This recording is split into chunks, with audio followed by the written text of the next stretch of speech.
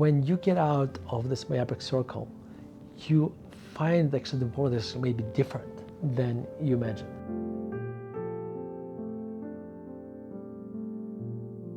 So how do we generate investment ideas? We have this systematized randomness. The problem is investing, or maybe it's not a problem, that's the feature of investing, is that it's not like ideas per hour kind of thing. So in investing, you never know where ideas are going to come from. It's a completely random process. Now, you need to keep looking for new ideas. You have to be open to them. But investing is not an idea per hour kind of adventure. Where do we get ideas? From reading, talking to other investors, by running screens, from listening to podcasts, etc. But it's a process. It's, we are constantly open, for new ideas. We're constantly looking for new ideas. And then what happens is this: it's something that strikes us. We understand the business, we love the quality, it's significantly undervalued. Then we latch onto it. And then we start doing our research. Most of the time we find the quality was not as good as we hoped it was. The company, maybe it's a good business, but it's not undervalued enough. So those we put on the watch list. And then the stock market gives us gifts at times when those companies that we wanted to buy it for X, and it gets in the market brings that price to the X price, and we buy it.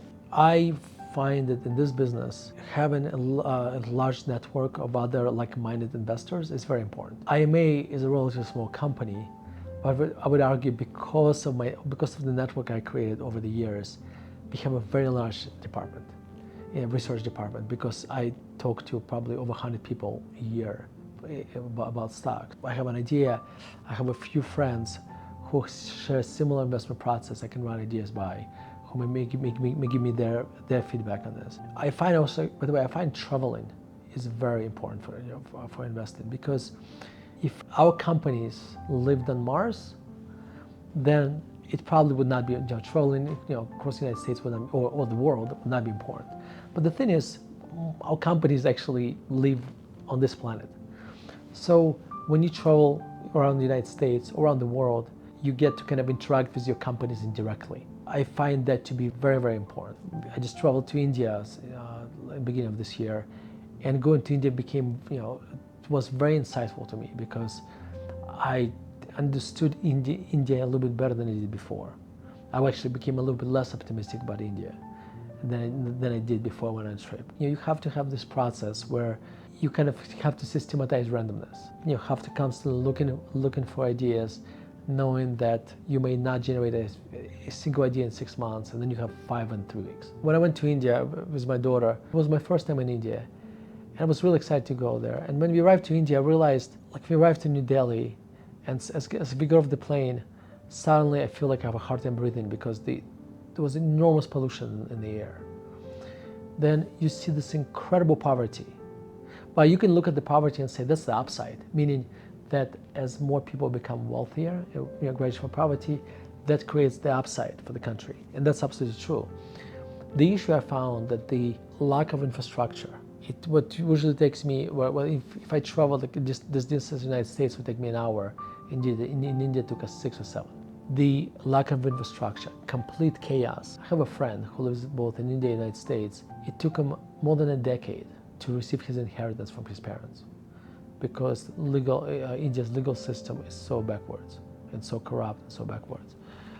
So seeing these insights was very important for me to form my views about India's future. When I travel, I always, as an investor, you always have your radar on, looking for ideas. I went to Europe and I saw that in Scandinavia, these countries are, the number of electric cars now probably almost exceeds the number of internal combustion engine cars, and a much greater variety of electric cars than you have in the United States. That was an interesting experience. The reason travel is important is this: we all live in our own little myopic circles. So myopic circle is, let me give you an example. Think how many people you know that smoke.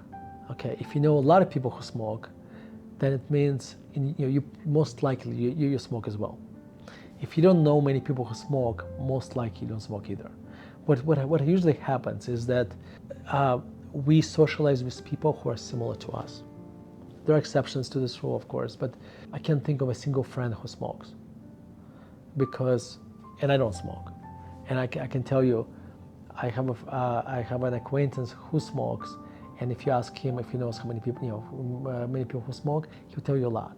So this is our myopic circles. So if you I live in Denver, I probably spend most of my time in 3-mile radius of where I live.